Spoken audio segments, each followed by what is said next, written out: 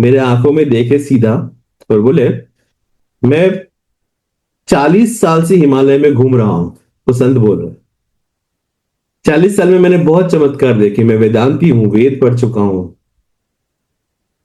लेकिन 40 साल में मैं जो अनुभव को ढूंढ रहा था 4 दिन में मिला,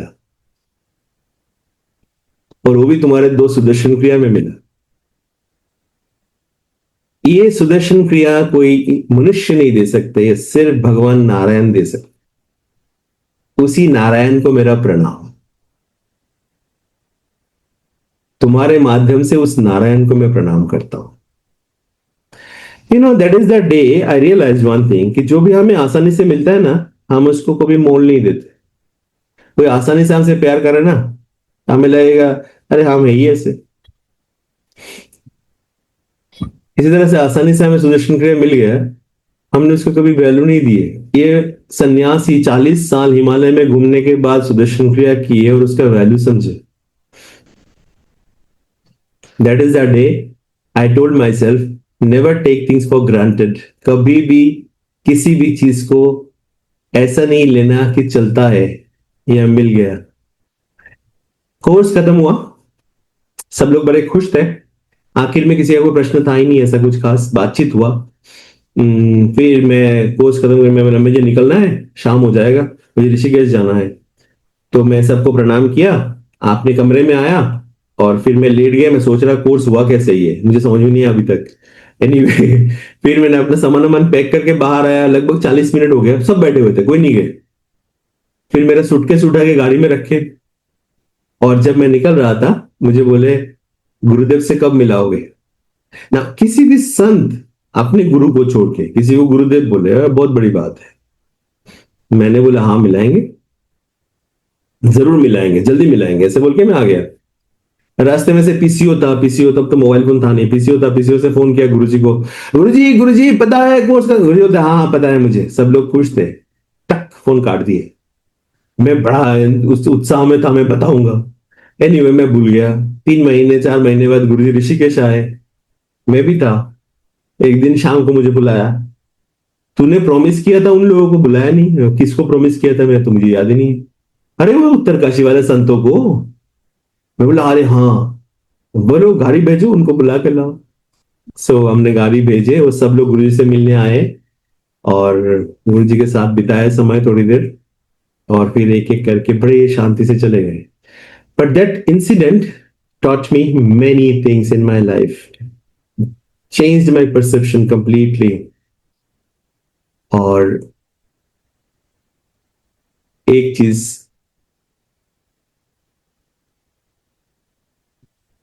जीवन में जिसको भी सम्मान दोगे वो हमेशा के लिए तुम्हारे लिए रहेगा। पैसे को सम्मान दोगे कभी कम नहीं आएगी, रिश्तों को सम्मान दोगे हमेशा रहेंगे, हेल्थ को सम्मान करोगे हेल्दी रहोगे, मन को सम्मान करोगे मन से स्वस्थ रहोगे, भोजन को सम्मान दोगे कभी भी तुम्हारा स्टमक अपसेट नहीं होगा, और इसी तरह से इस सुदर्शन क्रिया और इस टेक्निक को सम्मान करोगे तो कभी गुरु से दूर नहीं जाओगे।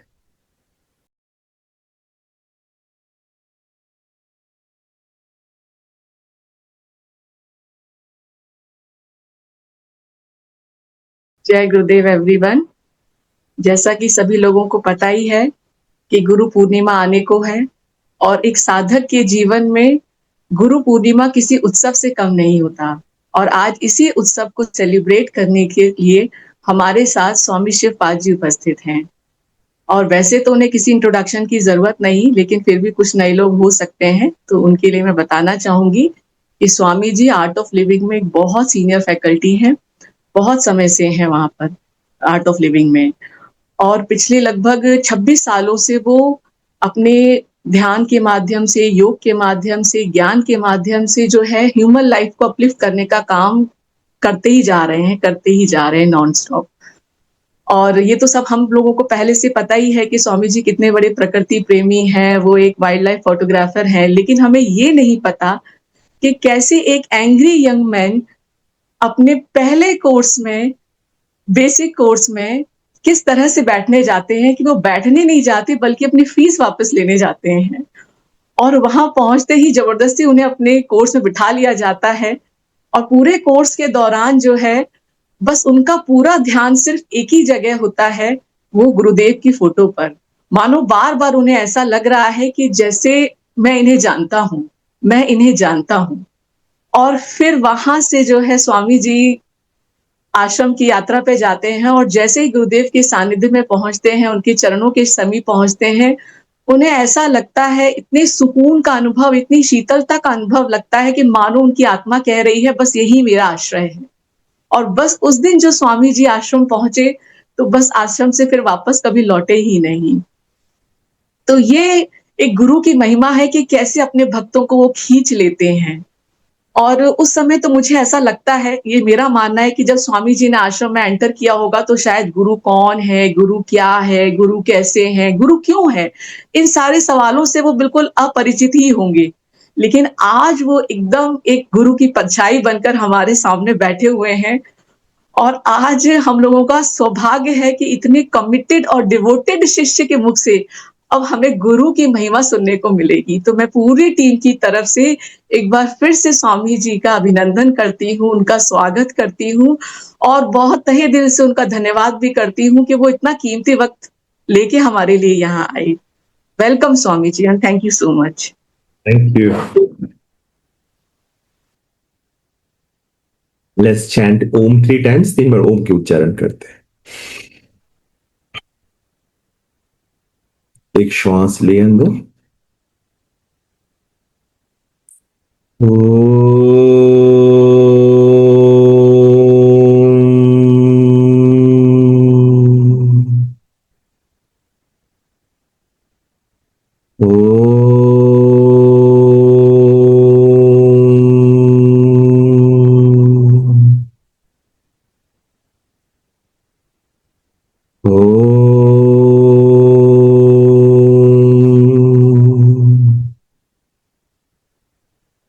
ओम श्री गुरुभ्यो नमः। हरि ओम। सदाशिवसमारम्भां शङ्कराचार्यमध्यमाम् अस्मद्श्रीगुरुपर्यन्तां वन्दे गुरुपरम्पराम्। अपवित्रः पवित्रो वा सर्वावस्थान् गतोऽपि वा यस्मरेत् पुण्डरीकाक्षं सबाह्याभ्यन्तरशुचिः। आवाहनम् नारायणं पद्मभवं वसिष्ठं शक्तिं च तत्पुत्रपराशरं च व्यासं शुकं गौडपदं महान्तं गोविन्दयोगीन्द्रमथास्य शिष्यम् श्रीशङ्कराचार्यमथास्य पद्मपादं च हस्तामलकं च शिष्यम् तं त्रोटकं वार्तिककारमन्यान् अस्माद्गुरून् सन्ततमानतोऽस्मि। श्रुतिस्मृतिपुराणानाम् आलयं करुणालयं नमामि भगवत्पादं शङ्करं लोकशङ्करम्।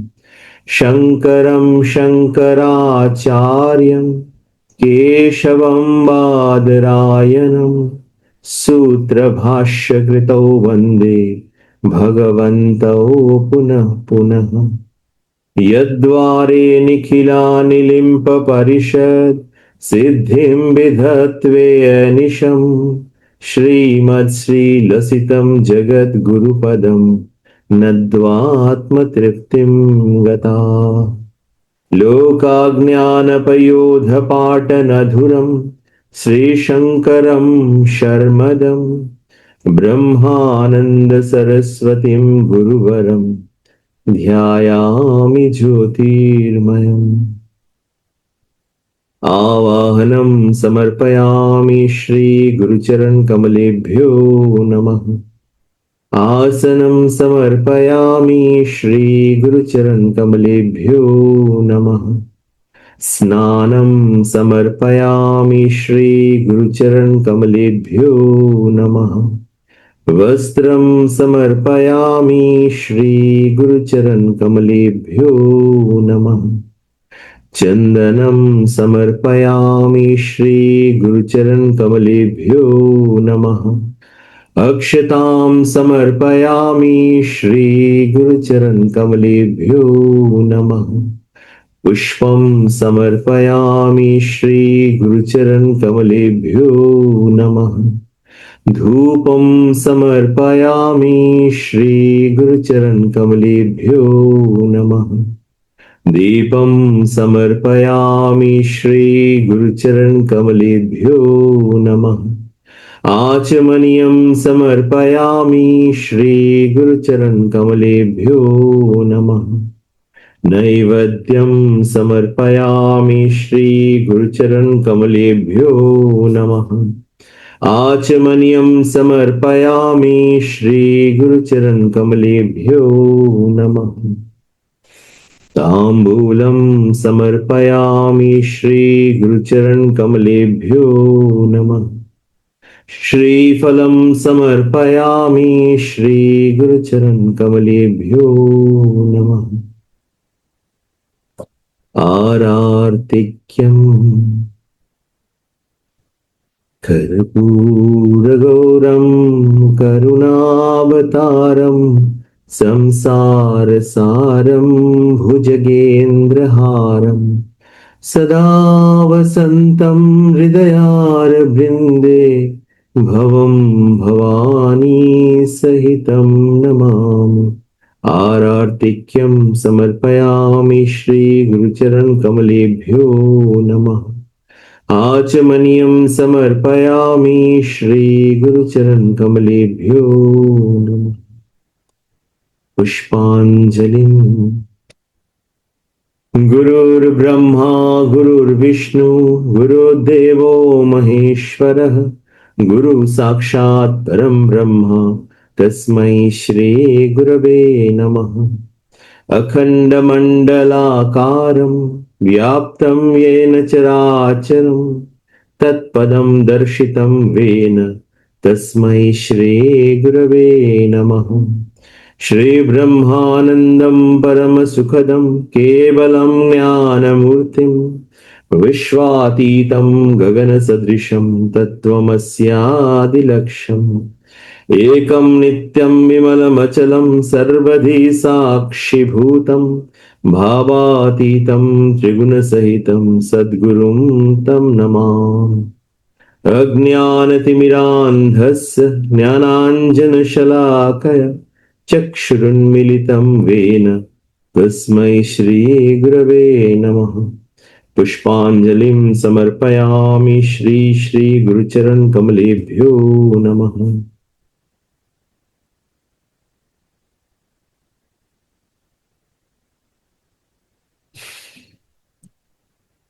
जय गुरुदेव।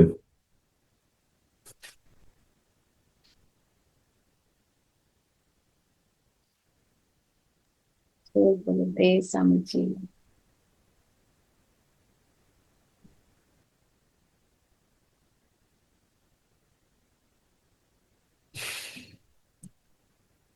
जय गुरुदेव।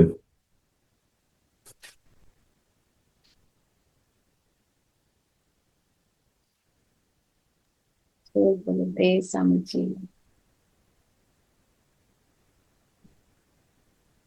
गुरु पूर्णिमा इसको व्यास पूर्णिमा भी बोलते हैं, पता है ना आपको?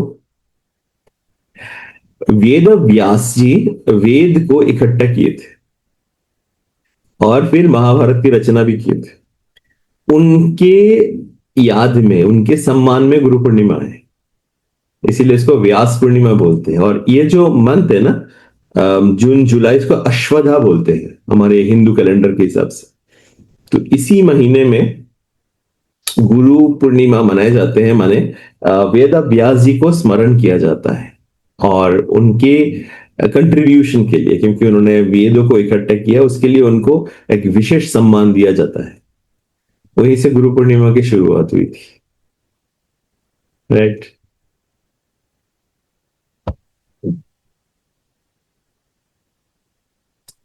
तो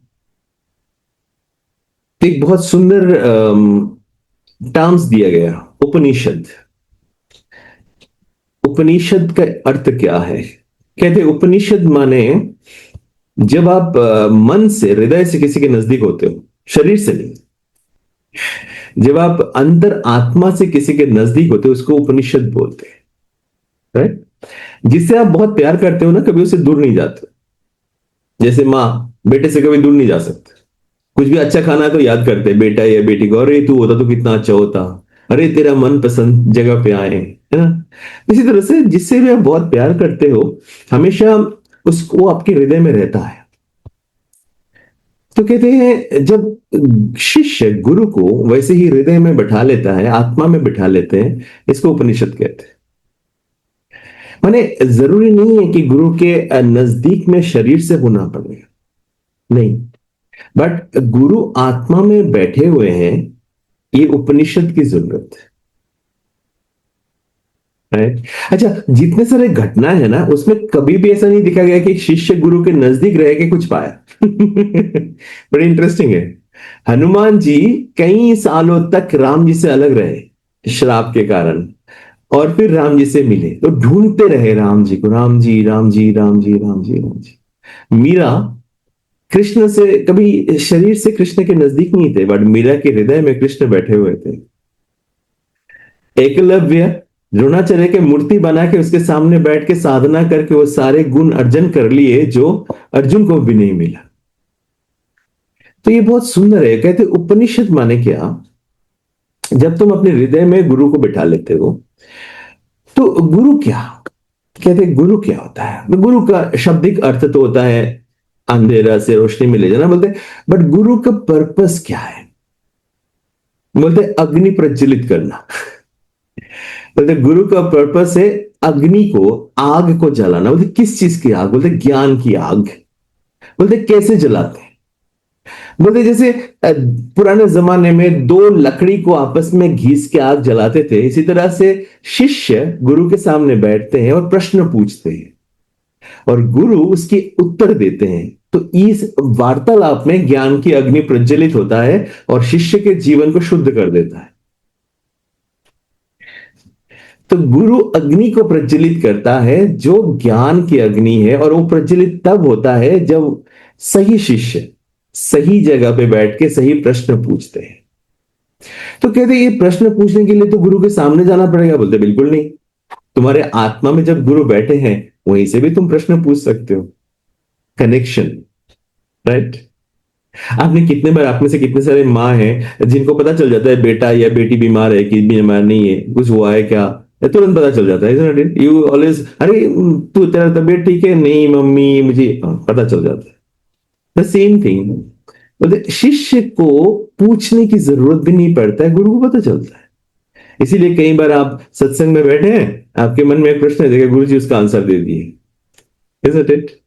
उनके मुंह से वो शब्द निकला जिससे आपके उत्तर मिल गया। तो कहते ये उपनिषद है। और इसके लिए क्या जरूरी है? बोलते कैसे हम गुरु को हृदय में बिठा के रखें? बोलते देखो, एक गलत धारणा है कि शिष्य गुरु को ढूंढता है। बच्चे माँ को नहीं बना ढूंढ सकते, बच्चे को ढूंढ के लाते, ठीक है? माँ बच्चे का जन्म देता है, इस तरह गुरु शिष्य को ढूंढता है। तो अगर तुम्हें गुरु मिल गया, इसका मतलब गुरु ने तुम्हें ढूंढ लिया। अच्छा, मिल तो गया, गुरु ने ढूंढ तो लिया, अब तुम्हें टिके कैसे रहना है? तो बहुत साल पहले एक स्वामी जी हुआ करते थे ऋषिकेश में। मैं तब हिमालय में घूमता था, 2-2.5 साल में हिमालय में घूमता रहा था। तो स्वामी जी से मेरा बहुत वो था। गुरु जी के बचपन में वो स्वामी जी गुरु जी से मिले थे, और गुरु जी उनके वहां जाके भोजन करते थे। जब गुरु जी 17-18 साल के थे तो ऋषिकेश में रहते थे, तो बाहर भोजन नहीं करते थे, तो उनके वहां चले जाते थे। और बाद में जब गुरु जी ने बैंगलोर आश्रम बनाया तो उनके लिए कुटीर बनाया, संत कुटीर, वहां पे आके वो रहते थे। तो एक दिन मैं गंगा किनारे महाराज जी के साथ टहल रहा था, प्यार था। तो उन्होंने कहा देखो, जब भगवान आते हैं, गुरु आते हैं, तो बहुत सारे शिष्य साथ में आते हैं, वो अलग अलग जगह पे जन्म लेते हैं, ये उनका वर्जन था। और फिर अपने आप खींचे चले आते हैं। बट उनके साथ टिके रहने का क्या है? उनके साथ टिके रहने का यही है कि उनके मार्ग में मैं चल रहा हूं क्या। इसका मतलब ये नहीं कि मैं दाढ़ी बढ़ा के धोती पहन के भाग गया, नहीं। उनके मार्ग में चलना माने क्या है, वो जो बोल रहे हैं क्या मैं उसका अनुसरण कर रहा हूं, क्या मैं उसको जीवन में पालन कर रहा हूं, क्या मैं उनकी उपस्थिति को महसूस कर रहा हूं। That is important. जरूरी नहीं है कि गुरु आने के बाद तुम्हारे जीवन में सब कुछ अच्छा अच्छा होने लगेगा। आप ध्यान से देखो, महाभारत को आप ध्यान से देखो। अगर आपको ध्यान से देखने से क्या लगेगा, महाभारत में लकी कौन थे, भाग्यशाली कौन थे, कौरव। पूरे जीवन महल में रहे, पूरा जीवन ऐश और आराम में रहे, आखिर में एक युद्ध लड़ा बस। बट सबसे तकलीफ में कौन रहे, पांडव। बचपन में पिताजी मर गए, जन्म हुआ किसी और से, भगवानों से, जंगल जंगल भटकते रहे, पत्नी को किसी ने इंसल्ट किया भरी सभा में। तो पांडव सबसे तकलीफ में रहे पूरे जीवन, और आखिर में भी तकलीफ में रहे। महाभारत के युद्ध जीतने के बाद भी दुखी रहे कि मेरे अपनों को मारना पड़ा। और कृष्ण किसके साथ थे, पांडवों के साथ। तो जरूरी नहीं है कि आप ये कॉन्सेप्ट बना लो कि मेरे लाइफ में गुरु आ गया तो मैं मेरा सब कुछ बहुत एकदम गुडी गुडी रोज भी गुलाब बिछ रहेंगे, नहीं। माने आप धर्म के रास्ते पे चलोगे, आप कठिनाई के रास्ते पे चलोगे, और उस कठिनाई आपके ऊपर हावी नहीं हो सकता है। पांडव जंगल जंगल में घूमने के बाद भी वो जंगली नहीं बने। अरे गेटिंग इट? उनके साथ सारे अन्याय होने के बाद भी वो हिंसक नहीं बने, वो दैत्य नहीं बने। हमारे साथ थोड़ा सा अन्याय होता तो हम क्या करते हैं, हम ऐसा बनने लगते हैं, isn't it? बट यही होता है गुरु का उपस्थिति, कि तुमको तुम्हारे अपनी स्थान पे रखेंगे, वहां से भटकने नहीं देंगे। Are you getting it? तो बचपन में ना मुझे एक चीज से बहुत डर लगता था। I used to be very scared of exams, परीक्षा। तो मैं हमेशा परीक्षा से पहले अपनी माँ का दिमाग खाता था, क्या होगा क्या होगा। कि मैं एक ही बेटा था, भाई बहन नहीं था, तो हमेशा माँ से दोस्ती थी। तो आजकल तो मम्मी बोलते हैं, हम माँ ही बोलते थे। तो हमेशा हम परेशान करते थे क्या होगा क्या होगा। तो हर एग्जाम से पहले हम जीत बदलते थे, मातृभक्ति बढ़ जाता था। पूरे साल लड़ाई करते रहते थे, एग्जाम से पहले बड़ा पाँव वाँव छू के जाते थे। ऐसा भरोसा था कि हाँ, कहानी सुनते थे ना, माँ में भगवान है। तो 10th के बोर्ड एग्जाम से पहले मैंने जिद किया कि एग्जामिनेशन हॉल के बाहर बैठना पड़ेगा सभी एग्जाम में। तो माँ आके बैठती थी बाहर, और मैं पूरा एग्जाम देता था, और अंदर बड़ा भरोसा होता था। तो जब गुरुजी से मिले ना, तो सेम चीज याद आया कि जैसे भय के वक्त, डर के वक्त माँ बैठी होती थी बाहर, और हमें अंदर भरोसा मिलता था एग्जाम देते हुए। इसी तरह से गुरुजी जीवन में बैठे हुए हैं, और हमें यह भरोसा है कि ये जीवन बहुत सुंदर तरीके से बीत जाएगा। इतना काफी है, बाकी क्या फर्क पड़ता है। एक ही तो जीवन है, वो मुस्कुराते हुए बीत जाए, बहुत बड़ी बात है, बहुत बड़ी बात है ना। मुस्कुर सबके देखो, कितने लोग जीवन जी रहे हैं, उनके जीवन में सब कुछ होते हुए भी मुस्कुराहट नहीं है। और हमारे जीवन में मुस्कुराहट है एक के कारण, यही गुरु होते हैं। तो बहुत बड़े बड़े चीजों में जाने की जरूरत नहीं पड़ता है। मुझे मुझे यही लगता है कि वो मेरे जीवन में बैठे हैं, ये काफी है मेरे लिए। इतना, जैसे माँ बोलती थी एक एग्जाम थोड़ी लाइफ होता है, बाकी एग्जाम अच्छा कर लेना। तो ये गुरुजी बोलते एक प्रॉब्लम थोड़ी लाइफ होता है, बाकी प्रॉब्लम भी सॉल्व कर लेंगे, साथ में चलेंगे, विल गो टुगेदर। तो ये भरोसा जिसके जीवन में मिल गया वही शिष्य है, कि मेरे जीवन में कोई है अनकंडीशनली, बिना किसी शर्त के, जो मुझसे प्यार करते हैं। मैं कौन हूं, कहां से आया हूं, क्या करके आया हूं, इससे कोई मतलब नहीं। वो मुझसे सिर्फ प्यार करते हैं, बोलते मैं तुम्हारे जीवन में हूं। ये अगर मिल गया जीवन में तो भाग्यशाली है, और वो भाग्य सिर्फ शिष्य को ही प्राप्त है, राइट, जिसके जीवन में एक गुरु है। अब बाकी सब कोई मतलब नहीं रखता है। आपको पता है एक दिन ये सारा चीज छूटने वाले है, धीरे धीरे करके छूटना शुरू होगा, है ना। और महसूस कर भी रहे होंगे आप। बट बोलते हैं मृत्यु के बाद भी जो साथ देते हैं वो गुरु होते हैं। आफ्टर डेथ जो तुम्हारे साथ होते, तुम्हारे आत्मा को भी दिशा निर्देश देते हैं, दैट इज योर गुरु। इसीलिए गुरु को शरीर के रूप में कभी नहीं देखा गया। गुरु को देखा गया है ज्ञान एक तत्व के रूप में, विवेक को जागृत करने वाले के रूप में गुरु को देखा गया है। राइट? तो एक बात को गांठ बांध लेना चाहिए गुरु पूर्णिमा के दिन कि मैं भाग्यशाली हूं और मेरे जीवन में कोई अनकंडीशनली मुझसे प्यार करते हैं, निशर्त मुझसे प्यार करते हैं, और वो मुझे पकड़ के रखे। मैंने उनको नहीं पकड़ा, उन्होंने मुझे पकड़ के रखे। वो बोलते हैं भागो, कहां भागना है भागो, मैं तुम्हारे साथ हूं, कहां जाओगे भाग के बताओ? भटक जाओगे फिर भी लौटा के लेके आऊंगा। 2-4 घंटे, 2-4 दिन, 2-4 महीने के लिए भटकोगे तो क्या होगा? हम लौटा के लेके आएंगे। I will bring you back. ये जो जीवन में बैठे हैं, इससे ज्यादा और क्या चाहिए? ये उपनिषद है, हृदय से, आत्मा से गुरु के नजदीक हो जाना। या आपको कुछ पूछना है तो आप प्लीज पूछ सकते हैं। Very nice Swami ji. वैसे तो कुछ प्रश्न आए हैं। क्या केवल ज्ञान सुनना पर्याप्त है या उसे जीवन में उतारना अधिक महत्वपूर्ण है? ये कुछ प्रश्न कल हमने अनाउंस किया, ये सेशन है तो आए हैं। जी नहीं, पहला स्टेप तो वही है कि ज्ञान को समझना। ज्ञान होता क्या चीज है? अच्छा, हम अगर आपसे पूछे ज्ञान क्या चीज है तो आपके दिमाग में क्या आएगा बताइए? ज्ञान क्या है? कंफ्यूजन आया ना, अरे बाप रे, ज्ञान होता क्या चीज है? अच्छा, समझ में आ गया ज्ञान है, ये ज्ञान है, बट इसके क्या पर्पस है? अच्छा, इसको जीवन में उतार लिया, क्यों उतरता नहीं है? हमें सब पता होते हुए भी हम क्यों नहीं कर पाते? तो ये समझना जरूरी है कि ज्ञान क्या है। तो उसको समझने के लिए मैं आपको एक प्रैक्टिकल एग्जांपल देता हूं। ये आपका मन है। ये कौन है? आपका मन। मेरे लेफ्ट हैंड आपका मन है और मेरे राइट हैंड आपका विवेक है, मन है, विजडम। राइट? तो ये मन और विवेक साथ में रहता है। पर जब जीवन में ज्ञान नहीं होता है तो मन विवेक पे हावी होता है। Are you getting it? ज्ञान की कमी से विवेक जागृत नहीं होता है, तो मन क्या करता है? विवेक पे हावी हो जाता है। तो क्या होता है? मनमानी होता है। मनमानी माने क्या? मन जो किया कर लिया। अब शादी में गए, भरपेट खाना खाया, गुलाब जामुन आया, 3-4 खा लिए। डॉक्टर ने बोला तुमको रोटी चावल कम करना है, दिख गया, बस खा गए, है ना? थोड़ा सा सुबह उठ के एक्सरसाइज करो, पता है, बट नहीं किया, क्योंकि मन मनमानी कर रहा है। और मन क्यों मनमानी कर रहा है? क्योंकि विवेक जागृत नहीं है। Are you getting it? Now, जैसे ही ज्ञान आया जीवन में, तो ज्ञान विवेक को जागृत करता है।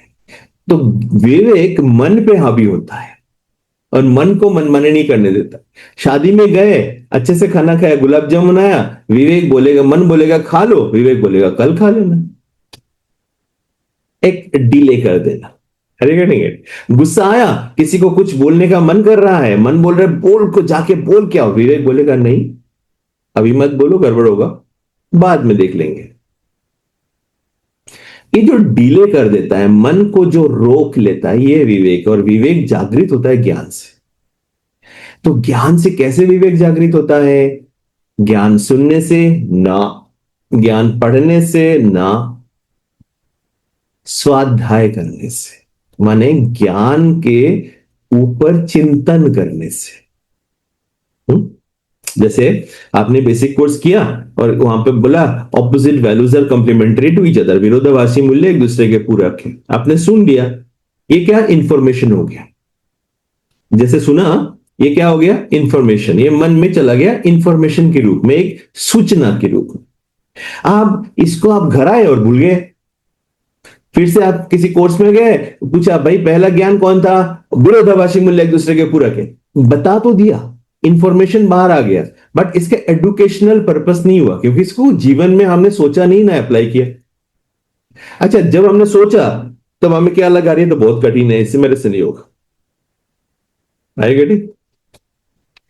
अब दूसरा सिचुएशन आप देखिए, आपने सुना विरोधाभासी मूल्य एक दूसरे का, घर आए, आपने सोचने लगा ये बात क्यों कहा गया, कैसे एक दूसरे के पूरक है। हाँ, पता है मुझे, दिन है, रात है, सुख है, दुख है, ये तो सब मुझे पता है। फिर भी जब रात होता है मैं डरता क्यों हूं? दुख आता है तो परेशान क्यों होता हूं? तब पता चला, क्योंकि मेरा मन कुछ चीजों के साथ दोस्ती करता है, कुछ चीजों के साथ दुश्मनी करता है। तो किसके साथ दोस्ती करता है? जिसको मन को पसंद है। और दुश्मनी जिसको मन को पसंद नहीं है। और क्या मन के हिसाब से सब कुछ चलेगा? नहीं। चलो, ये समझ में आ गया। ये हो गया चिंतन मनन। और इससे फिर क्या हुआ? वो ज्ञान एडुकेशन के रूप में आपके हर कदम में आने लगा सामने। अरे गेटिंग इट? तो इंफॉर्मेशन टू एडुकेशन, इसको ट्रांसफॉर्म करना जरूरी होता है। और वो होता है चिंतन मनन से, स्वाध्याय से। हाँ जी। Thank you Swami ji. गुरु की कृपा प्राप्त करने का सबसे सरल और प्रभावी उपाय क्या है?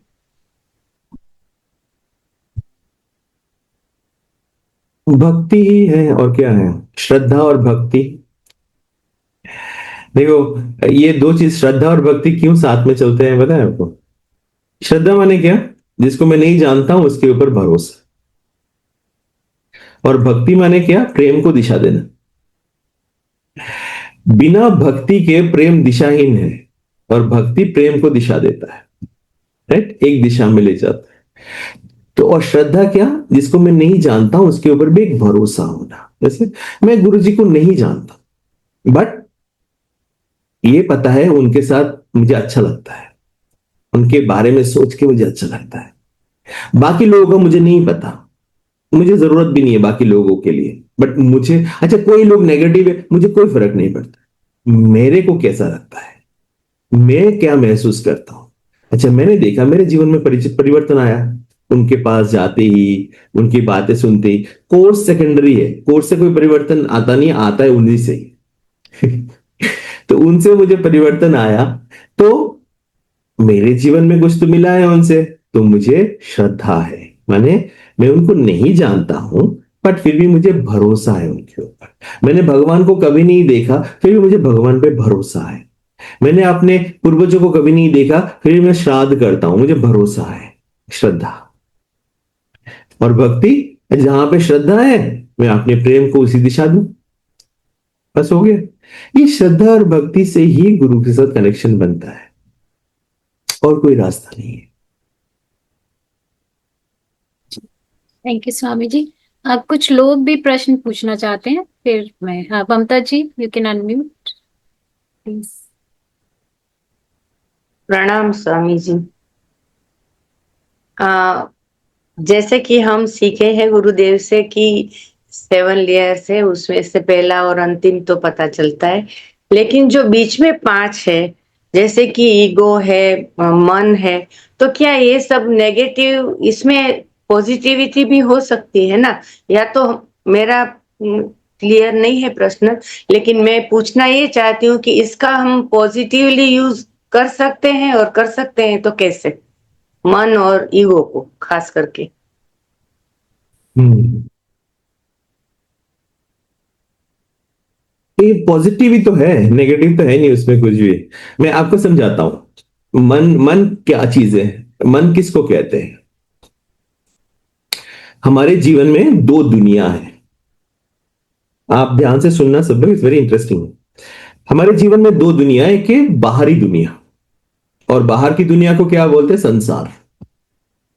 बाहर की दुनिया को क्या बोलते हैं? संसार। तो संसार का वैशिष्ट्य क्या है? किसको संसार बोलते हैं? जो नाम और रूप से बना है उसको संसार बोलते हैं। माने संसार में जो भी चीजें, उन सबका एक नाम है और आकृति है, रूप है, इसीलिए उसको क्या बोलते हैं? संसार। और जिसका भी नाम और रूप है वो बदलेगा ही बदलेगा। तो संसार का स्वभाव क्या है? परिवर्तनशील, बदल रहा है ना? ये हो गया बाहरी दुनिया संक्षेप में। दूसरा है भीतर की दुनिया। अब भीतर की दुनिया में क्या है? नाम नहीं है, रूप नहीं है, एक एहसास है। उस एहसास को हमने एक नाम दिया, मन। अच्छा, उसको एक और नाम दिया, ऊर्जा, एनर्जी। राइट? जिसको हम देख नहीं सकते, छू नहीं सकते, महसूस कर सकते हैं। ये भीतर की दुनिया है। तो सबसे पावरफुल कौन सा हुआ? भीतर की दुनिया की बाहर की दुनिया? भीतर की दुनिया जो बदलता नहीं है, और बाहर की दुनिया बदलता रहता है, तो वो कमजोर है। राइट? तो पावरफुल कौन हुआ? मन। संसार से ज्यादा पावरफुल कौन हुआ? मन हुआ, क्योंकि मन के कारण संसार है। मन आज इसको बनाना चाहा तो ये बन गया, मन ये कुर्ता बनाना चाहा तो बन गया। तो संसार बनाया किसने? मन ने। अच्छा, उस मन के भीतर कुछ चीजों को उसने बनाया और कुछ चीजों को उसने बिगाड़ा, क्योंकि जो बनाएगा वो बिगड़ भी सकता है। उसको हमने पॉजिटिव नेगेटिव बोल दिया, बट बेसिकली मन तो पॉजिटिव ही है ना, वो बना तो रहा है। जैसे आपने एक चित्र बनाया, वो अच्छा नहीं बना, सुंदर नहीं बना, बट बना तो सही ना। आपने उसको बोल दिया सुंदर नहीं बना, मैंने नेगेटिव बोल दिया, बट बनाया, क्रिएशन तो हुआ ना। तो मन ना पॉजिटिव है ना नेगेटिव है, मन सिर्फ क्रिएट करना जानता है। मन संसार को बनाना जानता है, और संसार एक माया है, क्योंकि वो बदल रहा है कंटिन्यूअसली। बचपन से हमें क्या सिखाया गया? तुम्हारे मन को संसार में रखो। रंग, रूप, आकार, पैसा, स्वाद, मिठाई, प्रतिष्ठा, ये सब सिखाया गया कि नहीं? तो हमने मन को भूल गए और संसार को पकड़ लिया। और संसार को पकड़ने के बाद क्या आया? हमें डाउट होने लगा मन पे, क्योंकि संसार में मुझे जो पसंद था वो टूट गया, तो मैं दुखी हो गया। तो मुझे लगा अरे मेरा मन दुखी है। मन दुखी नहीं है, मेरा समझ दुखी है। मैंने नहीं समझा, इसीलिए मैं दुखी हूं। मैंने संसार को ही हमेशा सत्य मान लिया, इसीलिए मैं दुखी हूं। संसार में जिस व्यक्ति से मुझे बहुत प्यार था वो मर गया, मैं दुखी हो गया, और मैंने मन को बोला मन दुखी। मन दुखी नहीं है, वो व्यक्ति आया तो चला भी जाएगा। इस बात को मैंने नहीं समझा, इसीलिए मैं मन को पॉजिटिव नेगेटिव बनाता रहता हूं, बट ये सब मन पे है ही नहीं। राइट?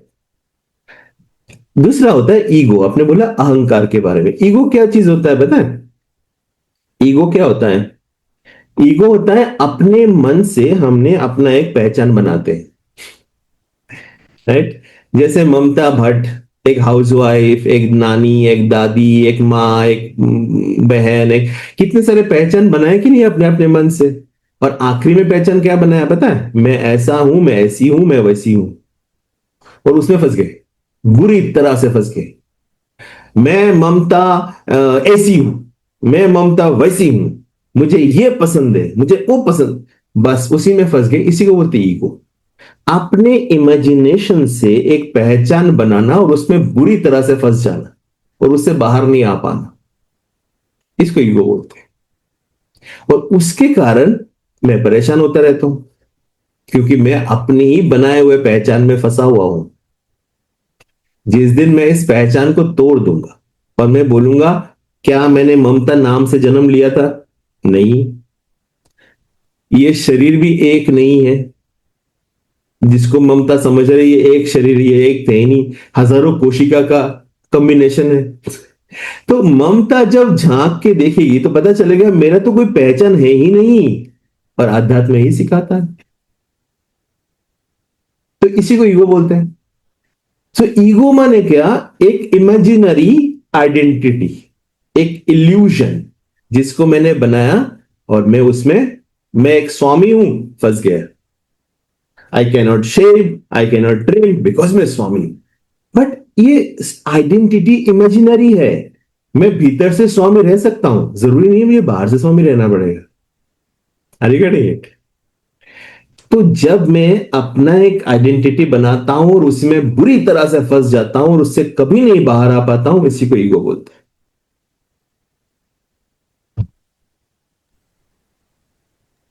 इसका हम सदुपयोग करते हैं ना, ये पूछ रही थी। ईगो का हम अच्छे से उपयोग करना चाहे तो हो सकता है क्या? ईगो तो है ही नहीं ना। आप अपने पहचान से बाहर आ जाओ तो ईगो का इस्तेमाल, ईगो गायब हो गए। आपने जो जो पहचान बना के उसमें फंसे हुए हो उससे बाहर आ जाओ ना। तो आप देखो, आप भगवान कृष्ण को जानते हो कि नहीं? हाँ। तो वो कैसे थे? जब बच्चे थे तो बेस्ट बच्चे थे। जब टीनेजर थे तो बेस्ट टीनेजर थे, जब चोर थे तो बेस्ट चोर थे, जब प्रेमी थे तो बेस्ट प्रेमी थे, जब योद्धा थे तो बेस्ट योद्धा थे, जो डरपोक थे तो बेस्ट डरपोक थे। भाग गया युद्ध छोड़ के, मुझे नहीं लड़ना है, मेरी मर्जी, तुम्हें जो करना है करो, मुझे नहीं लड़ना है, भाग गया युद्ध छोड़ के। मुझे कोई फर्क ही नहीं पड़ता तुम मेरे बारे में क्या सोचते हो, मुझे नहीं लड़ना है, सिंपल। तो हर आइडेंटिटी में वो 100% थे, और आइडेंटिटी बदल भी सकते थे, उनको अपने पहचान से कोई मतलब नहीं था। समझ में आया? इसीलिए उनको पूर्ण अवतार बोलते हैं। तो जब आप अपने पहचान में फंसते नहीं हो, तब आप ईगो के चंगुल से बाहर आ जाते हो। थैंक यू, प्रणाम। Thank you Swami ji. किसी और? स्वामी जी आपने ना पूरा ज्ञान विज्ञान योग पढ़ा दिया हमको, और है ना आपने ज्ञान विज्ञान योग पढ़ा दिया, और एक चीज जो समझ में आई कि हमारा जो मन का और माया का साम्राज्य है ना, ईगो से ही स्टार्ट होता है, जो सबसे सूक्ष्म प्रकृति का जो स्तर है ना, वहीं से हम जागृति में आ सकते हैं, और वहीं से हम माया में फंस सकते हैं। ये समझ में आया मुझे। तो ज्ञान विज्ञान योग जो है वो प्रकृति के स्तर पे काम करता है, पुरुष के स्तर पे नहीं करता है ना। समझ किस स्तर पे करते हो, आप क्या समझते हो उसके ऊपर होता है। अब देखो, फॉर एग्जाम्पल, जो व्यक्ति पूरे जीवन अपने एक आइडेंटिटी बना के उसमें फंसे रहे, उसको एक शब्द से मैं बाहर ला सकता हूं क्या? कभी नहीं ला सकते, वो समझ में भी नहीं आएगा, वो बोलेंगे मैं तो यही हूं, है ना। तो समझ यानी सजगता, अवेयरनेस इज वेरी इंपॉर्टेंट, उसी से बाहर आ सकते हैं।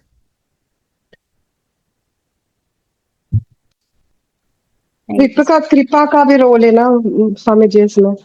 कोई कितना भी मतलब आने के लिए वो है, सक्षम है, मतलब फिजिकली प्रकृति के स्तर पे, लेकिन जब तक कृपा को फील नहीं कर पाता, या कृपा नहीं होती है उसके ऊपर विशेष, तब तक। आप ये बताइए, आपके 2 बच्चे हैं, ठीक है, एक आप जो बोलते हैं सब बहुत अच्छे से करता है, और एक आप जो बोलते हैं बिल्कुल नहीं करता है, उल्टा करता है या गड़बड़ करता है।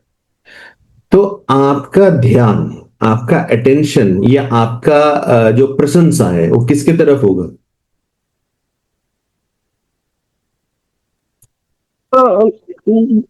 स्वामी जी डिपेंड करता है कि अभी जब हम सही इसमें हैं तो हमको कोई फर्क नहीं पड़ रहा होता दोनों के प्रति, लेकिन अगर हम गलत उसमें हैं, मतलब यानी कि जागृति में नहीं है, या फिर अपना शुद्ध भाव में नहीं है, तो फिर तो फर्क उसी से पड़ेगा जो सही रास्ते पे चल रहा है, उसी के प्रति हमारा फेवर रहता है। कृपा भी वैसे ही होता है। जब भगवान हमें यहाँ भेजते हैं, हमें कुछ क्वालिटीज देके भेजते हैं, अगर हम उसके पालन नहीं करते तो कृपा नहीं होते, तो अब हम नीचे की जोनी में जन्म लेते हैं। अगर भगवान ने हमें मनुष्य बना के भेजा और हम मनुष्य के धर्म नहीं निभाए, तो हमें नेक्स्ट टाइम जिस लेवल पे मनुष्य बन के आए थे उसके नीचे लेवल पे चले जाते। फॉर एग्जाम्पल, भगवान ने आपको भेजा, आपको सारा चीज दिया, आपने किसी भी चीज का प्रॉपर प्रयोग नहीं किया, तो नेक्स्ट लाइफ में मे भी मजदूर बन के जन्म लेना पड़ेगा, ताकि कमाना पड़ेगा, उसको अर्न करना पड़ेगा, इजी नहीं मिलेगा। तो इसी तरह से कृपा भी, जो अपना 100% देते हैं और ऑनेस्टी के साथ करते हैं, कमिटमेंट के साथ करते हैं, कृपा उसके साथ रहते हैं, वो कृपा को अर्जन करता है। ये हमने आश्रम में भी देखा, हर जगह पे भी देखा, जिसकी श्रद्धा और भक्ति सही दिशा में है उसके प्रति कृपा आ ही जाता है।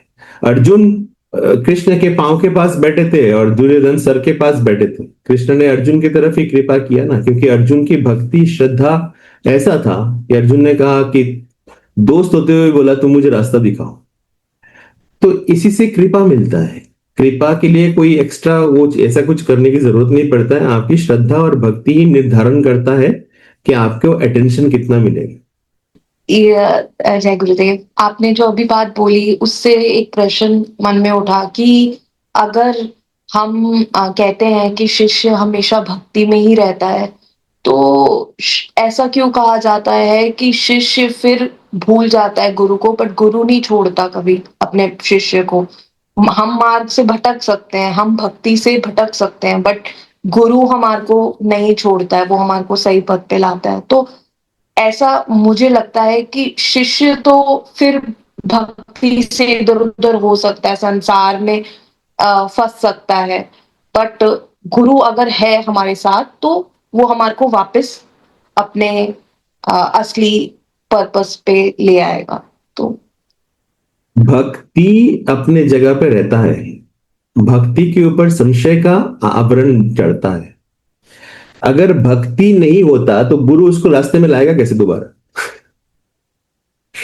भक्ति तो अटूट है ना, भक्ति है तभी तो गुरु पकड़ के लेके आता है, धागा तो जुड़ा हुआ है ना, the string is connected, is not it? तो भक्ति कभी टूटता नहीं है। भक्ति के ऊपर संशय का, मन का, संस्कार का आवरण चढ़ जाता है कभी कभी, बट भक्ति कभी नहीं टूटता। अगर भक्ति टूटेगा तो गुरु वापस ला नहीं सकता। गुरु के साथ शिष्य का जो कनेक्शन है ना, अम्बिलिकल कॉर्ड जैसा है माँ के साथ बच्चे का, तो उस कॉर्ड कभी टूटता नहीं है। अगर वो टूटेगा तो गुरु लाएगा कैसे वापस? भक्ति टूट जाएगा तो गुरु वापस कैसे लाएगा? खींचने के लिए वही तो है गुरु के पास। उसके ऊपर एक आवरण, जैसे आईना है, आईने पे धूल जम गया, तो इसी तरह से संस्कार का, संशय का, परिस्थिति का अलग अलग आवरण चढ़ जाता है, बट भक्ति कभी नहीं टूटता है। इसीलिए वो भक्ति ही उसको वापस लेके आता है खींच के। भटकता भी है लेकिन भक्ति नहीं टूटता है। समझ में आ रहा है? मैंने ऐसे लोगों को देखा अपने आर्ट ऑफ लिविंग में जो 10-10 साल पहले चले गए थे अपने मार्ग में कहीं ना कहीं, बट आज भी मिलते हैं तो गुरुदेव के बारे में सबसे पहले बात करते हैं, उस पल को याद करते हैं जब गुरुजी के साथ में थे, उस सब चीजों को याद। तो भक्ति कभी टूटता नहीं है, और ये आपके लिए भी उतना ही एप्लीकेबल है। You will never ever ever can go away from this devotion. इसीलिए गुरुजी बोलते हैं 10 कदम आगे बढ़ते हो मेरे भक्ति में, 8 कदम पीछे जा भी सकते हो लेकिन 10 नहीं जाओगे। हाँ जी। जय गुरुदेव स्वामी जी। स्वामी जी, कल ही मेरा एएमपी क्लास चल रहा था, तो मैं उसी दौरान पे जब गुरुदेव तितिक्षा के बारे में बोलते हैं बेसिकली, तो तभी से मेरे मन में प्रश्न आ रहा था कि उन्होंने बोला तितिक्षा बहुत जरूरी है, सहनशीलता एक मार्ग में। तो मुझे ऐसा लगा कि जो हमारी दादी नानी थी वो तो बहुत सहनशील थी, हमारी मदर वगैरह भी बहुत सहनशील थी, लेकिन उनकी सहनशीलता को जब मैं देखती हूँ तो उनकी सहनशीलता कुछ ऐसे थी कि वो बहुत सारे वुंड्स के साथ थी कहीं ना कहीं। तो क्या उसको सहनशीलता कहेंगे, या साधक की सहनशीलता कुछ अलग तरह की बात है जिसके बारे में गुरुदेव बोल रहे थे? एक होता है भय से जुड़ा हुआ सहनशीलता, मैं नहीं सहनशील बनूंगी तो मेरा जगह नहीं मिलेगा, एक भय है। और एक होता है वैराग्य से जुड़ा हुआ सहनशीलता, राइट? तो कई बार लोग भय के कारण सहनशील बन जाते हैं, समाज, परिवार, इन सब के डर से बनते हैं। वो अपने अंदर दबा के रखते हैं, वो चाहते हैं उसको तोड़ के बाहर आए, लेकिन भय उनको आने नहीं देता है। लगता है सहनशील है, लेकिन अच्छा कई बार सही में सहनशील है। हमारे माताएं और ये सही में सहनशील होते थे, वो जानबूझ के ही करते थे, हाँ ठीक है मैं जानता हूं, बट और कई बार भय के कारण होते थे। आज भी आप अगर गांव में जाओगे, आप गांव के घर को देखोगे, महिलाओं को देखोगे, आप देखोगे कि जैसे हमारा एक टीचर थे, उनका कोरोना में चले गए थे, गांव में रहते थे, उसके पत्नी और माँ है, उसके पिता और बेटा दोनों चला गया था कोरोना में। मैं जाता रहता हूँ कभी कभी उनके वहां पे, तो पत्नी और माँ है, तो दोनों ऐसे अपने जीवन को बना लिए, देख के लगता है कोई सन्यासी बन गए। लाइक घर संभालना है, बाहर से लगता है कि अरे देखो कितना सहनशील है, सन्यास में आ गया, बट अंदर से जाके अगर आप देखते हैं तो देखते बहुत सारी चीज दबे हुए हैं, वो लोग एक्सप्रेस नहीं कर पाते, वो दबा हुआ चीजों को बहाने, ये भय के कारण है। बट एक होता है वैराग्य से जुड़ा हुआ सहनशीलता, तो गुरु के मार्ग में वैराग्य से जुड़ा हुआ सहनशीलता आता है, ये जरूरी है। यानी कि जिसको हम काफी हद तक सहनशीलता समझते हैं, अभी हमें ये भी समझने की जरूरत है कि सहनशीलता बेसिकली वो वाली चीज है जिसके गुरु बात कर रहे हैं, जहां पे ट्रॉमाज ना हो, जहां पर वो सब ना हो, आपके मन में शिकायतें ना हो, कि हाँ जो हो रहा है मेरी बेहतर के लिए गुरु कर रहा है, जब ये विश्वास आ जाए, शायद उसी तीक्षा की बात वो चल रही थी। Correct. Absolutely. So just give me one second, please. Just a second. I'm so sorry. One second. Sure. Somebody. So meanwhile, Swami ji is joining back. We have an announcement. How many of us जिन्होंने 3 महीने हुए और अभी advance meditation course नहीं किया है, हाथ खड़ा करेंगे? 3 महीने से ज्यादा हो गए और नहीं किया। Lokendra ji, Deepa ji, very good. So we have a news that we have advanced meditation course that is online happening with Swami ji from 24th इसी फ्राइडे से ऑनलाइन स्टार्ट हो रहा है. तो अभी अभी जिन लोगों ने हाथ खड़ा किया और नहीं किया है, 3 महीने हो गए हैं एडवांस कोर्स, तो डू रजिस्टर. इस वीडियो में भी लिंक आएगा और अभी हम अपनी कम्युनिटी में भी डालेंगे. तो आज ही समय लेके आज ही इसको रजिस्टर कर लेंगे. ठीक है? यस स्वामी जी. स्वामी जी, मैं विभूति बोल रही हूँ. मेरा मन नहीं संभलता. जब विचार नेगेटिव, जब परिस्थितियां विपरीत आती हैं, बच्चा को नहीं संभाल पाती, तो मन बहुत विचलित होता है और मैं अपने मन को एकदम वो कर लेती हूँ, फोर्सफुली कर लेती हूँ कि मैं भगवान के साथ, मैं गुरु के साथ जुड़ी हुई हूँ. लेकिन मैं विचारों से ताकि मेरे मन में कोई विचार ना आए. विभूति, ये सबके साथ होता है. ये सबके साथ होता है. जब परिस्थिति विपरीत होते हैं, थोड़े समय के लिए विचलित होना, ये नेचुरल टेंडेंसी है, प्रकृति से दिया हुआ है हम पे. जैसे हमें डर लगता है तो हम क्या करते हैं? भाग जाते हैं वहां से, है ना? तो इसी तरह से ये प्रकृति से दिया हुआ है कि जब कुछ चीजें हमारे सामने ऐसे आते हैं जो हमारे हिसाब से सही नहीं है, तो हम थोड़ी देर के लिए ऐसे होते हैं. That is a normal phenomenon. इसमें कोई बड़ी बात नहीं है. और इसीलिए दिखाया गया कि भगवान को भी डरते हुए दिखाया गया. भगवान भी डरते हैं, है ना? जब असुर तांडव करते तो भगवान डर के मारे शिव जी के पास जाते हैं, दुर्गा के पास जाते हैं. There's nothing wrong. But again, क्योंकि हम आध्यात्मिक मार्ग में हैं, हमारे साथ एक गुरु है, तो हमें ये पता है अगले 20, 25, 30 साल में विभूति नहीं रहेगी, बट बेटा रहेंगे, परिस्थिति वही रहेंगे, वो आगे ऐसे ही चलेगा. तो विभूति के लिए क्या इंपॉर्टेंट है? विभूति ने अपने जीवन दे दिया बेटे के लिए, बाकी सब चीजों के लिए. अब खुद के लिए थोड़ा समय देना जरूरी है, और वो समय है सजगता को प्राप्त करने के लिए, और वो सजगता है आध्यात्मिक मार्ग में चलने का. विभूति 20 साल 25 साल बाद नहीं रहने वाले, 30 साल बाद नहीं रहने वाले, चली जाएगी. और विभूति के जाने के बाद भी वो सब ऐसी ही रहेगी. अगर आज इसमें फंसे रहे तो जाने के बाद भी वहीं से भी फंसे रहेंगे. और आज अगर विभूति खुद को बोलते हैं कि enough I have done, now it is time for my life, I will focus on my Sadhana, I will focus on my personal growth, that is important. क्योंकि विभूति ऐसे हजारों साल से चलते हुए आ रहे हैं, आगे भी चलेंगे. समझ में? धृतराष्ट्र भी, गंधारी भी अपने बेटे को लेकर परेशान थे और उसके कारण 100 बेटों को खोना पड़ा. तो बेटर ही है कि आप अपने जीवन की तरफ मुड़ो और प्रकृति उसका ध्यान रखेगा. आप जितना फंसे रहोगे उससे आपको तकलीफ होगा, बाकी किसी को कुछ फर्क नहीं पड़ेगा. दुनिया नहीं बदलेगी, वहीं के वहीं रहेंगी. सिर्फ आप तकलीफ में जियोगे. आपके जीवन की जो बाकी बचे खुचे साल है, 20, 25, 30 साल है, जो भी है, उसको आप अपने जीवन को तकलीफ दोगे, अपने को आप टॉर्चर करोगे, एंड दैट्स नॉट फेयर. आपके जीवन के साथ वो सही नहीं है. जी स्वामी ji, thank you. Thank you Swami ji. Swami ji, एक क्वेश्चन आया है. Up and down is going. I want to be consistent in sadhana, but still it breaks. Why this happen? I can't fix perfect routine and do it consistently. Please guide me. Jai Guru. Never mind. It happens to many people. It happens to many people. It happens to me also. जब मैं travel करता हूँ, मेरा सब कुछ गड़बड़ होता है. मेरा फूड, मेरा एवरीथिंग, साधना से लेकर सब गड़बड़ हो जाता है. कई बार क्रिया करने का टाइम नहीं मिलता है. That's not a big deal. Life का तो यही मजा है ना. लाइफ हर चीज हर जगह पे परफेक्ट होके चलेगा तो क्या मजा है लाइफ में? बताओ ना.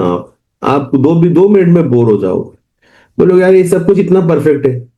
मजा नहीं आ रहा है, ठीक है ना, थोड़े दिन के लिए ऐसा हुआ ताकि आपके कमिटमेंट लेवल को देखने के लिए कि आप कितना कमिटेड हो, आप सच में इसमें से गुजर सकते हो कि नहीं। अच्छा ये बताओ, लोग एग्जाम क्यों लेते हैं, परीक्षा क्यों लेते हैं स्कूल में, कॉलेज में? कोई मतलब है परीक्षा लेने का? नहीं, देखने के लिए कि आपने इतना पढ़ाई किया। इसी तरह से यहां पे भी यही होता है कि अशांति आती है देखने के लिए कि आपने कितना इस रास्ते पे चले। चलो देखते हैं थोड़ी देर, और वो भी ज्यादा समय नहीं होगा, 5, 7, 10, 15 दिन का ही होगा। अच्छा, एक और चीज आएगा आपके जीवन में, हेल्थ इशू। बड़े सारे हेल्थ प्रॉब्लम्स आएंगे, हेल्थ प्रॉब्लम्स को लेके आप डरोगे, आपको डर, पता नहीं क्या हो गया, पता नहीं क्या हो जाएगा, पता नहीं मैं डिपेंडेंट तो नहीं हो जाऊंगा मैं किसी के ऊपर, मेरा जीवन मेरे मैं, मुझे नहीं चाहिए, मुझे किसी के ऊपर निर्भर नहीं होना है। ये सारे क्वेश्चंस आपके ऊपर बम्बार्डेड होगा, आपके दिमाग में चलता रहेगा। थोड़ा सा भी तबीयत खराब हुआ तो तुरंत आया, पता नहीं खतरनाक कुछ तो नहीं हो गया। Again I want to tell you something, जब ऐसा हो ना लाइफ में, तो एक बार पीछे मुड़ के देखना, कितने लोग आए आपके फैमिली में और चले गए, राइट? कितने लोग टाइम से पहले गए, कितने लोग टाइम के बाद गए, कितने लोग टाइम से गए, उसका देखना पीछे मोड़ के थोड़ा सा। और ये देखना कि जितने सारे साधु संत महात्मा हुए, क्या वो हमेशा के लिए जिंदा रहे? क्या रामचंद्र जी जिंदा रहे? क्या भगवान कृष्ण जिंदा रहे? क्या भगवान बुद्ध जिंदा रहे? क्या शंकराचार्य जी जिंदा रहे? क्या विवेकानंद जी जिंदा रहे? नहीं। मैं कौन हूं? हाँ, मैं भाग्यशाली हूं कि I am still living, enjoying my life, and I am in one of the few, कुछ परसेंटेज में आता हूं। मैं एक कैंसर हॉस्पिटल में गया था कुछ साल पहले, 7, 8, 9, 10 साल के बच्चे इंतजार कर रहे हैं डेथ की। उनको देख के ग्रेटफुल फील होता है कि देखो मैंने इतना साल तो जी लिया जीवन, बात खत्म। सो ये भी आपको हिला देगा बड़े बुरी तरह से, health issues, right? So don't worry about that. Yes. Swami ji, गुरु का कोई उपदेश, वैसे तो सभी होंगे, पर कोई एक उपदेश जिसने आपका जीवन बदल दिया हो? मेरा जीवन तो उनकी प्रेजेंस से बदला है, उनकी बातों से मुझे याद भी नहीं है। लाइक ऑनेस्टली मैं बताऊं, मैं ना उनको सुनता था ना कुछ, उनके साथ बैठे मुझे मजा आता, मैं ऐसे बंदूक की तरह आकर देखता रहता था, बस इतना ही मुझे काफी था, और मुझे कुछ नहीं चाहिए था। ऐसा होता है ना कि आप किसी के साथ बैठो तो आपको लगता है सब मिल गया। So that is enough for me. मेरे और कुछ, लाइक वो मुझे बुलाए, मुझे प्रेज करे, मेरा नाम जाने, मेरा ये करे वो करे, मुझे कभी नहीं था। अच्छा, ये ऐसा नहीं था कि मजा नहीं आता था, हाँ ऑफ कोर्स वो मुझे बुलाते थे, बड़ा मजा आता था, बट ऐसा था नहीं कि मुझे उनको देख के मजा आता था, वाह कितना अच्छा है। So nice. ऐसे कोई हो सकता है? वाह, मैं कितना लकी हूं, मेरे लाइफ टाइम में मैंने ऐसे किसी को देखा। You know, it's something very different feeling. इंसान में भी ऐसे कोई हो सकता है? अरे वाह, आई एम सो लकी। ऐसा मुझे हमेशा लगता था उनके साथ रह के। बट हाँ, कई बार बहुत सारे एक्सपीरियंसेस हुए हैं उनके साथ में। देयर आर मेनी, कौन सा बताऊं? लॉन्ग शॉर्ट, टाइम कितना है हमारे पास? ओह, it's already 1 o'clock। It's a एक बार मैं, मुझे याद है, मैं तो गुरुजी ने मुझे बोला था कि हिमालय में घूमो। तो मेरे पास एक छोटा सा मारुति 800 हुआ करता था, और उसमें मेरा सारा घर था, उसके पीछे कपड़े कुपड़े स्टोव आता था, मैं कहीं भी जंगल में रुक के खाना बना लेता था, टेंट लगा के सो जाता था, ऐसा होता था मेरा। तो मैं घूमता रहता था, और ऋषिकेश आश्रम में रहता था बीच बीच में कभी कभी आके, बाकी तो मैं घूमते रहता था। तो मैं एक बार, और मैं ट्रैकिंग करता था और मुझे फोटोग्राफी का शौक था। एक बार मुझे फोन आया कि गुरुदेव उत्तर काशी जा रहा है, सॉरी गुरुदेव गंगोत्री जा रहा है, तुम्हें बुला रहे हैं। तो मैं आ गया, गुरुदेव के साथ हो गए। तो गुरुदेव हेलीकॉप्टर से जाने की था, बाद में गाड़ी में आ गए, हेलीकॉप्टर से नहीं के गाड़ी में ही जाना था। तो हम भी उनके साथ हो गए, गाड़ी के काफिले था बहुत सारे। तो उत्तर काशी एक जगह है जहाँ पे बहुत प्राचीन काल से साधना की जगह है, साधना होता है वहां पे। और जैसे काशी विश्वनाथ है, ऐसे उत्तर काशी है, वहां पे लोग जाते हैं और साधना करते हैं, और ऐसे था। वहां जब हम पहुंचे तो बहुत सारे संत गुरु जी से मिलने आए, बड़े बड़े संत गुरु जी से मिलने आए, मठाधीश वगैरह। तो उन्होंने गुरु जी से मिला, तो उनमें से किसी ने पूछा ये सुदर्शन क्रिया क्या है, बहुत पहले की बात है। तो गुरुजी ने मुस्कुराया, कुछ नहीं कहा। तो और किसी ने पूछा हम लोग भी कर सकते हैं क्या सुदर्शन क्रिया। तो मेरे मन में ना एक प्रश्न है, बहुत पहले बात है, बचपना भी था, मैंने बोला इनको सुदर्शन की क्या जरूरत है, ये तो खुद ही साधु संत है। तो गुरुजी ने उसमें भी कुछ नहीं बोला, फिर बोला हाँ हाँ आप लोगों को कराएंगे, बोल के चले गए।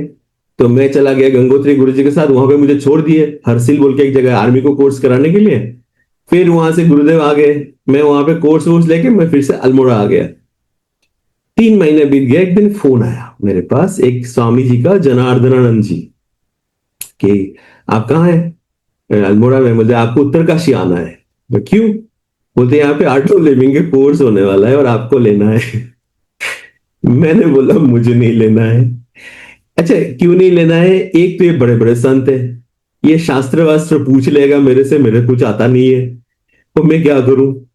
तो मैंने गुरुजी को फोन किया, मैंने बोला गुरुजी एक काम करते हैं, भरत भैया को भेजते हैं। तो क्यों, तेरा क्या प्रॉब्लम है, तू तो उधर ही बैठा है। गुरुजी ये इतने बड़े बड़े संतों को मैं कोर्स कैसे कराऊं? बोलते कुछ मत करना, वहां जाके बैठना, मुस्कुराते रहना, सुदर्शन क्रिया कराना, ज्ञान व्यान की बातें नहीं करना। मैंने बोला ठीक है। तो उत्तरकाशी ठंड का मौसम था, तो मैं जाने से पहले पानी गर्म करने वाला रॉड, इलेक्ट्रिक रॉड, बहुत सारा खाना, बिस्किट विस्किट ये सब मैंने खरीदा, ड्राई फ्रूट्स, कि वहां पता नहीं मिलेगा कि नहीं। तो वहां पहुंचा, तो वहां पे एक आश्रम था, कैलाश आश्रम, नदी के किनारे, गंगा जी के किनारे, वहां पे मेरा रहने का था। पहुंचते हुए शाम हो गया था, तो ध्यान नहीं दिया, तो जाके सीधा कमरे में गया, सो गया। सुबह 4 बजे मेरे दरवाजे पे ढक ढक ढक ढक, क्या, अरे उठिए उठिए। तो उठ गया, क्या हुआ? बोलते गंगा नहाना है, नियम है। सुबह 4 बजे उठ के गंगा नहाना है। मेरा गुस्सा पूरा गुरु जी पे उतरा कि ये कहाँ भेज दिया मुझे, इतना ठंड में जाके गंगा नहाना है मुझे। और गंगा के पानी सीधा बर्फीले पानी आए। पहली बार पता चला कि बिना शरीर के कैसा लगता है। सर के ऊपर डुबकी लगाने के बाद जब उठते हैं ना, तो सिर्फ यहाँ पे कुड़कुड़ कुड़कुड़ होता है और कुछ नहीं समझ में आता है शरीर है कि नहीं। नहाया, साथ में आश्रम के लोग थे, नहा के जब लौट रहा था, उन्होंने कहा कि यहाँ का नियम है भिक्षा करके खाना होता है। बाहर की खाना नहीं खा सकते। मैं बोला मैं तो इतना सारा बिस्किट ड्राई फ्रूट्स लेके आया हूं। तो मैं आके सब छुपा दिया बिस्तर के नीचे, कोई देख ना ले। तो कोर्स शुरू हुआ, मैं बाहर आया तो 37 संत बैठे हुए थे, बड़े बड़े संत बैठे हुए थे, और मुझे कोर्स लेना था और मैं सबसे कम उम्र का था। सबसे पहले हार्ट बीट बढ़ गया, डुक डुक डुक डुक शुरू हो गया कि मैं इनको भी कोर्स कैसे कराऊं। तो मैं जाके बैठा, तो गुरुजी ने क्या कहा, मुस्कुराते रहना और अच्छे से क्रिया वगैरह कराना। तो मैं जाके बैठे मुस्कुराते रहा। अचानक मुझे लगा मैं बिल्कुल पागल लग रहा हूं, और बाकी सब लोग मुझे देख रहे हैं कि इससे हमें कोर्स करना है, ये तो पागल जैसा मुस्कुरा रहा है। कोर्स शुरू हुआ, जो डरता वही हुआ। कोर्स शुरू होते ही, बचपन में ना, हमारे बचपन में रामायण सीरियल आता था, महाभारत 80s में ना, आई थिंक आप लोगों में से कुछ लोगों ने देखे होंगे। उसमें था, अरुण गोविल का था रामायण। उसमें राम जी एक तीर चलाते हैं, उसमें से 1000 तीर ऐसे झुम करके निकल के आता है। तो ऐसे ही प्रश्न शुरू हो गया। एक पूछे मंडूक उपनिषद में ये लिखा है, इसका मतलब क्या है? दूसरा पूछे आपका पंथ कौन सा है? तीसरा पूछे आपका संप्रदाय कौन सा है? आप शैविक है कि वैष्णव? मुझे एक का भी कुछ समझ में ना आ रहा है। और मंडूक कौन थे मुझे भी नहीं पता। कोई बोलता है शांडिल्य उपनिषद में, शांडिल्य कौन थे, उन्होंने क्या लिखा है? परेशान। मैं बोला मैं भाग जाऊं, एक रास्ता है, भाग जाता हूं यहां से, कोर्स वोर्स नहीं लेते। फिर लगा तो हो नहीं सकता है। तो अचानक एक आइडिया आया, मैंने बोला आप सबका प्रश्न का उत्तर आखिरी दिन दूंगा मैं। आप कोर्स कर लो, आखिरी दिन प्रश्न का उत्तर देंगे। तो सब शांत हो गए। कोर्स शुरू हुआ। उस समय ना 6 दिन का कोर्स था और थर्ड डे क्रिया होता था। तो उस जमाने में हम टीचर्स कैसे बातें करते थे पता है? हे तेरा क्रिया कैसा हुआ? अरे मेरा क्रिया तो बहुत अच्छा हुआ, लोग रोए हंसे, बहुत इमोशन निकला। तेरा क्रिया कैसा हुआ? नहीं ज्यादा अच्छा नहीं हुआ, ज्यादा लोग नहीं रोए। मैंने हमें लगता था सुदर्शन क्रिया में लोग रोते हैं तो क्रिया सबसे अच्छा होता है, और रोते हुए थे उस समय बहुत सारे लोग। तो मैंने पहला सुदर्शन क्रिया कराया थर्ड डे, किसी ने एक शब्द तक नहीं किया, चुपचाप बैठे। मैं सोचा हूं रोएगा हंसेगा कुछ तो होगा, कुछ नहीं। और एक एक दिन बीते तो मेरे अंदर से ना एक डर घुसता है, आखिरी दिन मेरा क्या होगा। फोर्थ डे कोर्स खत्म हुआ, सुदर्शन क्रिया का सेकंड पार्ट हो गया। एक बुजुर्ग सा संत आए मेरे पास, लंबे चौड़े दाढ़ी वाले, लंबे दाढ़ बुजुर्ग, अराउंड 70s के आसपास हो गए। आके बोलता है, आज दोपहर का भोजन आप हमारे कुटिया में करेंगे। तो मुझे बड़ा हंसी आया कि भिक्षा मांग के खाना होता है, थाली लेके खड़े हो जाओ, जो आता है खा लो, किसी के साथ बैठ के खा लो, क्या फर्क पड़ता है। तो वो समझ गए, बोलते नहीं नहीं, वो जो गंगा जी है ना उसके उस पार पहाड़ी दिख रहा है। बोला हाँ दिख रहा है, उसकी गुफा में मैं रहता हूँ, वहां पे भोजन करना है आपको। तो पहाड़ गुफा सुन के बड़ा अच्छा लगा, मुझे लगा वाह, गुफा में बैठ के भोजन करेंगे। तो मैं बोला मैं आऊंगा। तो मैं पहुंच गया 12:30 बजे। जाके देखा महाराज जी, एक छोटा सा पहाड़ी था, उसके ऊपर एक गुफा था, उसको थोड़ा किसी ने बड़ा कर दिया, उसके सामने एक प्लेटफॉर्म बना दिए सीमेंट से, बाजू में से एक पानी बहता है, उसमें एक टंकी बना दी है छोटा सा, उसको भरते फिर नीचे चला जाता है पानी। ये साधु बाबा गांव से जाके स्टोव लेके आए, पंप वाला स्टोव, और बड़े प्यार से मेरे लिए खाना बनाया, 4-5 चीजें अपने हाथों से, और आसन लगा के बैठे हुए हैं। अब मुझे संकोच होने लगा कि अरे बोल तो दिया तो, बट ये तो इतना बुजुर्ग संत है और अपने हाथ से खाना बना के रखे हैं, गलत तो नहीं हो गया। एनीवे खाना खाने बैठे तो पड़ोस पड़ोस के खिलाया मुझे एक एक करके। फिर मैं प्लेट सोच रहा था कि प्लेट तो मैं ही धोऊंगा, उनको नहीं दूंगा। प्लेट लेके उठने गया तो गंभीर आवाज था ना, बोलते रख दो। रख दिया। हाथ धो के आया तो देखा एक थाली में, मिट्टी के थाली में, एक गेरुआ वस्त्र, एक केला, एक नारियल और 20 रुपया पान और सुपारी लेके खड़े हैं। अब संतों में एक नियम है, जो आपसे छोटे हैं उसको आप आशीर्वाद देते हैं, जो आपसे बड़े हैं उनको आप भेंट देते हैं, ये संतों का नियम। अब मैं उनसे छोटा हूं, मैं तो ये ले ही नहीं सकता, तो मैं पीछे हट गया। वो सुने नहीं, मेरा हाथ पकड़ के मेरे हाथ में रखे और लेट गए प्रणाम करने। अब मुझे लगा बड़ा अजीब सा कि इतने बड़े संत उठ के खड़े हुए। मैंने बोला महाराज जी आपने तो मुझे पापी बना दिया, आपने मैं ऐसे ये क्या कर दिए। मुझे याद है अभी भी, मेरे आंखों में देखे सीधा और बोले, मैं 40 साल से हिमालय में घूम रहा हूं। वो संत बोल रहे, 40 साल में मैंने बहुत चमत्कार देखे, मैं वेदांती हूं, वेद पढ़ चुका हूं,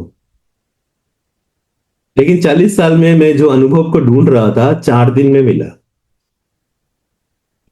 और वो भी तुम्हारे 2 सुदर्शन क्रिया में मिला। ये सुदर्शन क्रिया कोई मनुष्य नहीं दे सकते, ये सिर्फ भगवान नारायण दे सकते। उसी नारायण को मेरा प्रणाम, तुम्हारे माध्यम से उस नारायण को मैं प्रणाम करता हूं। You know that is the day I realise one thing, कि जो भी हमें आसानी से मिलता है ना, हम उसको कभी मोल नहीं देते।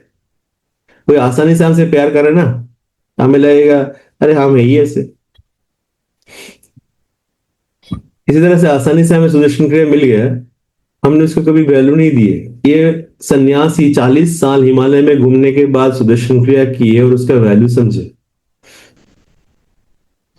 That is the day I told myself never take things for granted. कभी भी किसी भी चीज को ऐसा नहीं लेना कि चलता है या मिल गया। कोर्स खत्म हुआ, सब लोग बड़े खुश थे। आखिर में किसी का कोई प्रश्न था ही नहीं, ऐसा कुछ खास बातचीत हुआ। फिर मैं कोर्स खत्म करके मैं बोला मुझे निकलना है, शाम हो जाएगा, मुझे ऋषिकेश जाना है।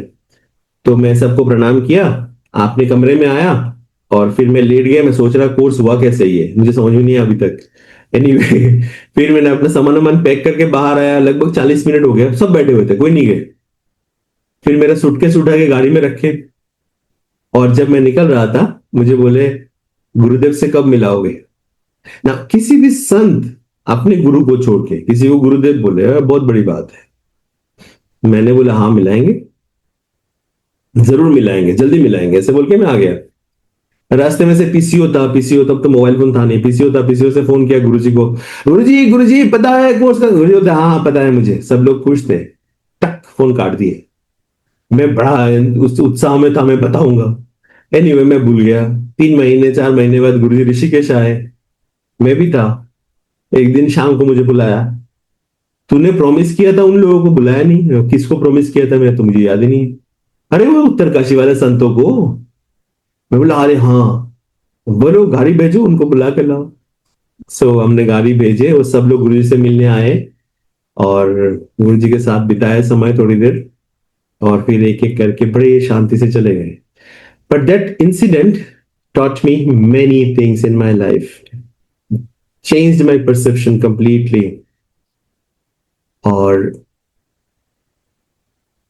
एक चीज,